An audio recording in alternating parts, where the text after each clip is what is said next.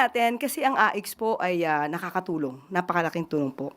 Ngayon po na may mga bumabatikos na napakalaki daw ng pondo para sa mga social services, especially sa AIX. Ano po ang nararamdaman niyo bilang isang sekretary? Wala ko lagi sinasabi. Hindi ako magsasawang ipaliwanag na ang pangalan ng departamento namin is Social Welfare and Development. Ang social welfare, malaking responsibilidad yan ng kahit na anong gobyerno worldwide. Gusto ng mga mamamayan natin na alam nila may matatakbuhan sila sa oras ng pangangailangan. When you're suffering through a crisis, hindi kailangan na mahirap ka, basta may krisis ka na pinagdadaanan, dapat nandun ang inyong pamahalaan, handang tumulong sa'yo, whatever that case may be. Pero hindi naman ibig sabihin, kasi palagay ko, Yusek, ang batikos is puro social welfare. Hindi po. Katulad nga na sinabi ko kanina, wala lang masyado nagtanong, na yung development side, marami rin ho tayong panibagong mga programa at pinaglaanan din ng pondo. Hindi naman puro social welfare lang yung ginagawa natin. May development din. Kaya nga, nung nilatag ko yung layout ng departamento, sabi ko may 3 kaming competency. Social welfare, pero wag natin kalimutan yung social development and yung disaster response. Kadalasan kasi natatanong ako lagi, social welfare, disaster response, natural, trabaho namin yun. Pero patuloy na pinaglalaanan ng Marcos Jr. Administration ang social development.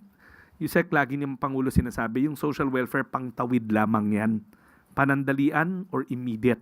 Pero ang mas importante na mandato namin, yung pangmatagalang paraan na para maiahon natin mula sa kahirapan ng ating mga kababayan. And katulad dyan, hindi ko lang nabanggit kanina, dinagdagan din ng budget yung Sustainable Livelihood Program. Karagdagang katanungan. May nakapagtanong din po siguro sa inyo, marami na po ang nagsasabi, na yung ibang bumabatikos dito sa AIX, sila pa yung mas madalas na nakikita sa AIX payout. Ako ang lagi sinasabi, dapat walang nakikita sa AIX payout. Yung payouts na yan ay para between the department and the beneficiary. Hindi dapat kahit na sino. Kahit na bumabatikos ka, natutuwa ka sa programa, wala ka dapat doon. That's why nga sabi ko, as a means of being proactive, we will not deploy our social workers or our paymasters for as long as may politiko doon sa lugar na yon. Kasi sacred yung relationship between the beneficiary and the social worker. Kasi gusto mo ikwento yung buhay mo. Ayaw mo naman na naririnig ng mga, na nagiging part ka ng political discourse. Pag may krisis ka ng pinagdadaanan, sagrado yun eh. Parang confessional yun eh. Kukwento mo ng buong buo para matulungan ka ng social worker ng buong buo. Ayaw mo naman maging bahagi ng political byline. So, again, diwanagin po natin, no, Sec Rex, ibig sabihin na kahit sino ang dumulog sa DSWD, politiko man, HOA Owners Association President. Public service shows. Maraming public service shows sa mga nasa room na to. Any good Samaritan, right here, right now. Meron kami nakukuha doon yung gusto niya tulungan yung kapitbahay niya na mahirap. Hindi kasi alam nung kapitbahay paano pumunta sa DSWD. We will take all, whether may referral o walang referral.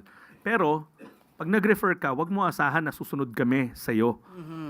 Social worker pa rin ang magdedetermine yung intake mo, yung very first social case intake. Yun pa rin ang mananaig. Kailangan mo ba ng tulong? Napatunayan mo ba yung pangangailangan o yung krisis? Pasok ka ba sa guidelines? Kasi meron ding time element yan, bawal araw-araw, di ba? Merong 3-month gap yan. At may maximum amount lang na pwedeng ibigay, pero yung social worker ang yung opinion, rekomendasyon ng social worker ang mananaig. Ayan, maliwanag po. Muli, maraming salamat, Secretary Rex.